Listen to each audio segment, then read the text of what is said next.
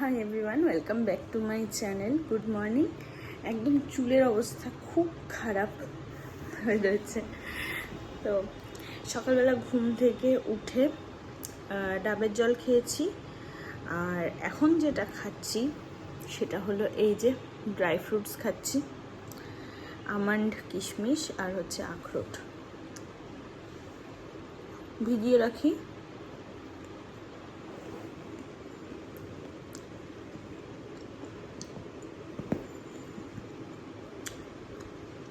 কালকে রাত্রিবেলা ভিজিয়ে রেখেছিলাম, ওটাই খাচ্ছি।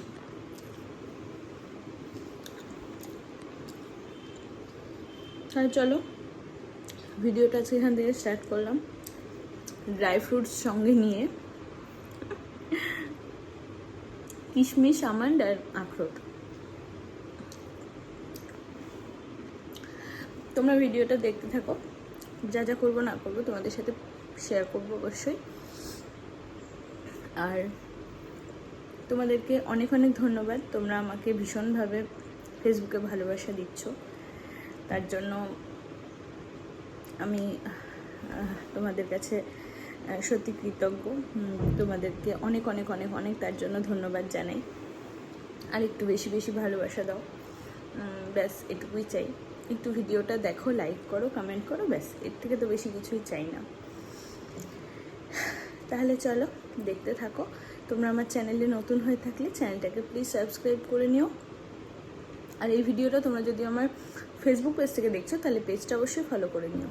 তোমরা আমাকে কমেন্ট করে জানিও ভিডিওটা কেমন লাগলো, অবশ্যই ভালো লাগলেও জানিও, খারাপ লাগলেও জানিও। তাহলে চলো দেখতে থাকো। এরপরে দেখো খাবো একটা ডিম সেদ্ধ, কিন্তু ডিম সেদ্ধটা দেখো কি অবস্থা, খোলা ছাড়াতে গিয়ে এরকম পুরো উঠে।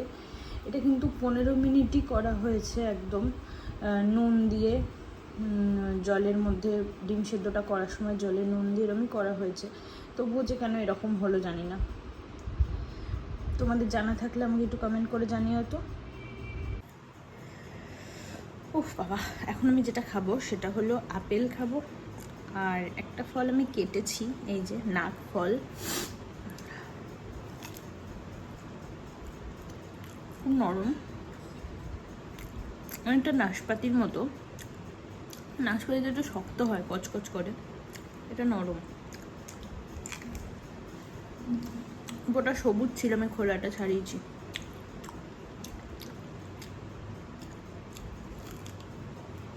খুব ভালো খেতে কিন্তু এই ফলটা।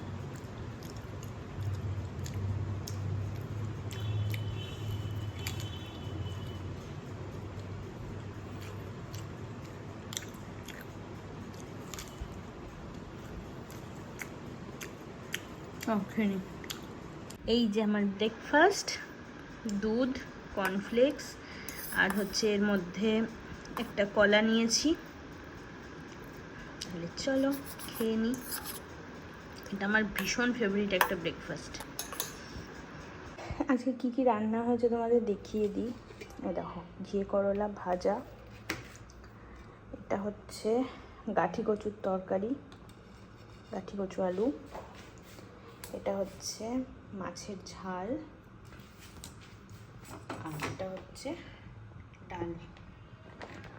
গুড ইভিনিং, সন্ধে হয়ে গেছে, আর হচ্ছে এখন আমি আমার ভীষণ আজকে চা খেতে ইচ্ছা করলো। এই দেখো চাটা দেখতে পাচ্ছ কিনা আমি জানি না, ব্যাক ক্যামেরা করে দেখাবো তোমাদের।